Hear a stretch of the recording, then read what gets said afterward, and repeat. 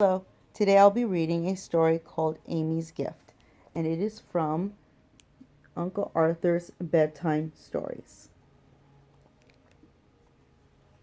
Amy's Gift. Arabella, said little Amy lovingly, as she laid her doll in its red and black carriage and carefully tucked the covers in around it. I am sure there is not another doll in all the wide world so lovely as you. Arabella did not reply, but laid herself back serenely on the white pillowcase and closed her eyes as if perfectly contented with her lot. I think we will go for a walk now, Arabella, said Amy, and pulling the garden gate shut behind her, she sallied forth with her precious charge down the street. Arabella, said Amy sternly, I do hope you behave yourself while we are downtown. And mind, if you cry, you won't get any candy. Needless to say, Arabella did not cry, and indeed behaved herself, as few babies do. Amy enjoyed the walk immensely, feeling very proud of herself, as little girls do when they go out with a doll's carriage all alone. On reaching the end of the street, Amy met a poor little girl carrying the dirtiest doll you or anyone else ever saw. Arabella, whispered Amy, I am so glad you're not as dirty as that. But the poor little girl seemed to love her dirty ragged doll just as much as Amy loved Arabella. She was hugging it very tightly to herself and telling it that it was just the loveliest doll in all the world. At this moment, just as the poor little girl started to cross the road, a truck dashed around the corner. The little girl jumped back and saved herself, but in her fright, she let go of her precious dolly, which rolled away underneath the truck and was crushed to fragments. The poor little girl burst into tears as she saw what had happened to her precious dolly. It was the only one she had ever had. Amy's loving little heart was touched immediately. What could she do? Nobody was about, and it seemed that it was up to her to comfort the poor little girl.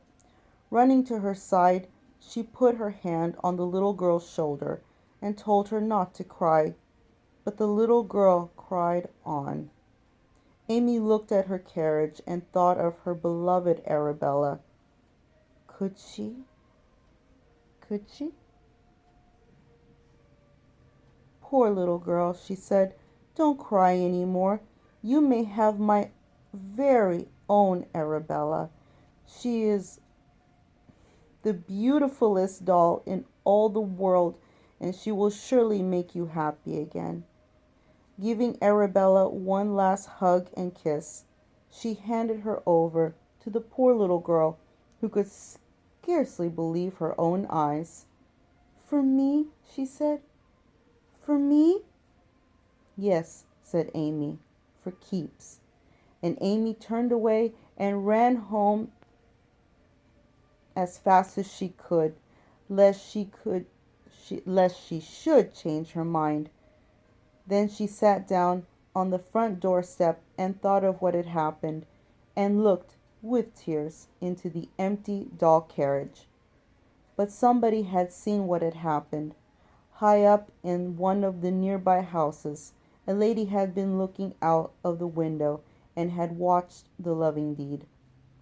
A few days later, that same lady called at Amy's house with a long brown paper parcel in her arms. She said it was a new dolly for the little girl who had given her own away. Amy was so happy she just didn't know what to do. She said Jesus must have sent this wonderful parcel, and Mother said she thought so too. Amy called the new dolly Isabella to remind her of the one she had loved so much before. And there's the last picture. showing Amy receiving the gift from this beautiful lady. Here is the other picture of Amy giving away Arabella to the little girl.